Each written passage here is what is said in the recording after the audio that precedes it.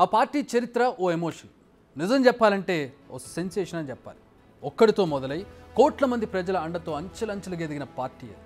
ఆ పార్టీ నేత చెప్పిందే ఎజెండాగా భావించి జెండాను మోసిన వారు ఆ పార్టీ నేతలు. పార్టీ పెట్టిన 9 ఏళ్ల తర్వాత అధికారంలోకి వచ్చినా ఎక్కడా అదరలేదు, బెదరలేదు, వెనక్కి అస్సలే తగ్గలేదు. అదే యువజన శ్రామిక రైతు కాంగ్రెస్ పార్టీ, సింపుల్గా వైఎస్ఆర్సీపీ. ఆ పార్టీ 14వ వసంతంలోకి అడుగుపెట్టింది. మరి ప్రస్తుతం ఆ పార్టీ పరిస్థితి ఎలా ఉంది? మళ్ళీ అధికారంలోకి వచ్చే ఛాన్స్ ఎంత? 2019కి ముందు తర్వాత పరిస్థితుల్లో వచ్చిన మార్పులేంటి? ఇప్పుడు చూద్దాం. వైఎస్ జగన్మోహన్ రెడ్డి 13 ఏళ్లకు ముందు అంటే 2010 నవంబర్ 29న కాంగ్రెస్ పార్టీకి ఎంపీ పదవికి రాజీనామా చేశారు.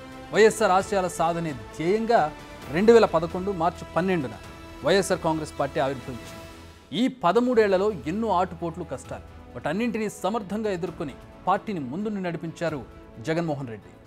అక్రమాస్తుల కేసులో 2012 మే 27న అరెస్ట్ అయ్యారు జగన్. ఆ తర్వాత జరిగిన ఉప ఎన్నికల్లో 17 శాసనసభ, నెల్లూరు లోక్సభ స్థానాల్లో వైఎస్ఆర్సీపీ ఘన విజయం సాధించింది. ఆ తర్వాత 2014 ఎన్నికల్లో ఒంటరిగా బరిలోకి దిగిన వైసీపీ 67 అసెంబ్లీ, 7 ఎంపీ స్థానాలు గెలుచుకున్న అధికారం మాత్రం అందని ద్రాక్షగానే మిగిలిపోయింది. ప్రతిపక్ష నేతగా జగన్ చేసిన పోరాటాలు ట్రాక్ రికార్డ్ అనే చెప్పాలి. నిత్యం ప్రజల్లో ఉంటూ అటు అసెంబ్లీలో ఇటు బయట రాజీలేని పోరాటాలు చేశారు. జగన్ చేపట్టిన ప్రజా సంకల్ప యాత్ర ఆయన్ను అధికారానికి మరింత దగ్గర చేసిందనే చెప్పాలి.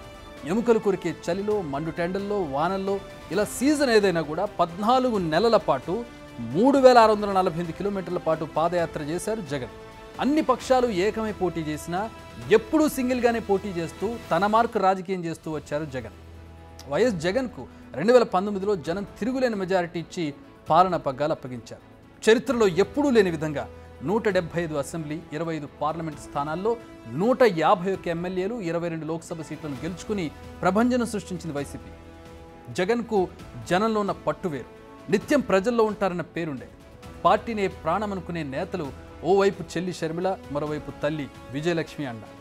జగన్ జైల్లో ఉన్నప్పుడు వీరిద్దరూ తిరిగారు కూడా. మరోవైపు ఐపాక్ అందించే స్ట్రాటజీలు పార్టీ పరంగా, కుటుంబ పరంగా, ప్లానింగ్ పరంగా జగన్కు గట్టి పట్టుండే. వీటన్నిటికంటే జగన్కు సీఎం చేయాలన్న జనం సింపతి 2019 ఎన్నికల్లో ఘన విజయానికి కారణమైంది. ఆ ఒక్క లైన్, ఒక్క ఛాన్స్, ఈ ఒక్కసారి ఛాన్స్ ఇవ్వండి అనే ఒక రకమైన బలమైన నినాదాన్ని ప్రజల్లోకి తీసుకెళ్లగలిగారు. ఆ నినాదాన్ని ప్రజలు నిజం చేశారు. అయితే ఇదంతా గతం. ప్రస్తుతం పరిస్థితి మరోలా ఉంది. వెంట నడిచేందుకు తల్లి లేదు. ఆనాడు జగనన్న వదిలిన బాణాన్ని అని చెప్పిన షర్మిల ఈరోజు జగనన్నను వదిలేసి వెళ్ళిపోయింది. ఇదేం పాలన అంటూ విమర్శల బాణాలను ఎక్కుపెడుతోంది. కాంగ్రెస్లో చేరింది. ఆనాడు గెలిపించిన ఐపాక్ టీం ఇప్పుడు అలానే ఉన్నా దాని మాజీ అధిపతి ఎవరైతే అప్పుడు స్ట్రాటజిస్ట్గా ఉన్నారో ప్రశాంత్ కిషోర్ జగన్ గెలవడానికి ఉన్న ఛాన్సెస్ 0 అంటున్నారు. దీనికి తోడు పార్టీని వీడుతున్న నేతలు, అంతర్గత కుమ్ములాటలు, ప్రజల్లో పాలన సరిగా లేదన్న వ్యతిరేకత, సిట్టింగ్ ఎమ్మెల్యేలపై ఉన్న విమర్శలు, చాలామంది నేతలు కంటిన అవినీతి మరకలు, గెలిచే ఛాన్సే లేదంటున్న సర్వేలు, ఇలా ప్రతి విషయంలో సీన్ రివర్స్గా కనిపిస్తోంది. ఇలాంటి పరిస్థితుల్లో కూడా తమను కాపాడేది సంక్షేమం అని చెబుతున్నారు వైసీపీ నేతలు. తాను నొక్కిన బటన్సే తనను గెలిపిస్తాయంటున్నారు జగన్. తాము చేపట్టిన సంక్షేమ కార్యక్రమాలే తమను కాపాడుతాయన్న ధీమాలో ఉన్నారు వైసీపీ నేతలు. కానీ మళ్ళీ అధికారం చేపట్టడం అంత సులువుగా అయితే క్షేత్రస్థాయిలో కనిపించడం లేదు.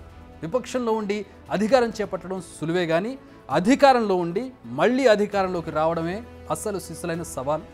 జగన్కు వైనాట్ 175 అంటూ ధైర్యంగానే చెబుతున్న క్షేత్రస్థాయిలో పరిస్థితులు మాత్రం కాస్త కంగారు పెడుతున్న పరిస్థితి మనం గమనించవచ్చు.